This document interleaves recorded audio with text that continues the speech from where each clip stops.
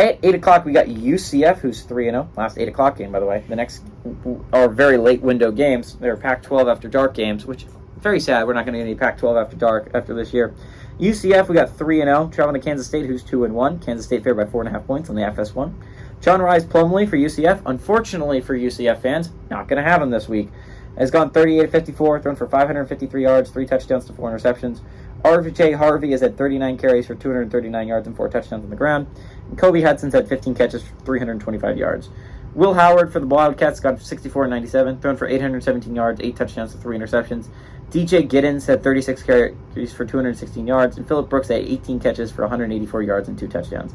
Kansas State 1-0 against UCF all time. They played in 2010. Kansas State won 17-13 at Kansas State. Can they repeat it here? Kansas State's coming off a rough loss, right? They played a game against Missouri at Missouri, and again, this was always going to be it wasn't UNC tough of a non-conference schedule, but still, whoever scheduled SEMO, Troy, and Missouri in the same year kind of hates Kansas State because, again, well, not kind of hates Kansas. Obviously, you can't see it coming, but SEMO is one of the better FCS teams. Troy is a team that consistently wins double-digit seasons every year.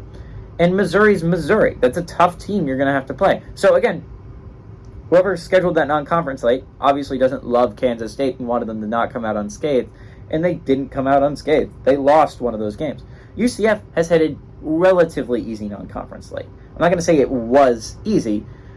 Kent State was a layup, and then you played Villanova. But at Boise State was not going to be an easy football game, and you won it regardless. With a John Rhys Plumlee injury, which really hurts here, right? If you had Plumlee, you could legitimately make a case that you should win this game, right? You looked so good with Plumlee at quarterback. He's such a threat running the ball. But the fact is, Kansas State's going to be mad they lost the Missouri game. This is going to be at home for them.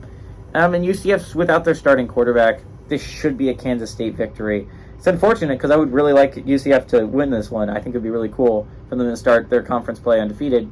UCF's a good team. I think they could give a lot of teams some struggles this year.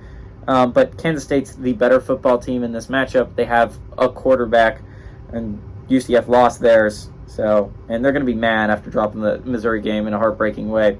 And this is to stay in playoff contention. So give me Kansas State to win and cover at home.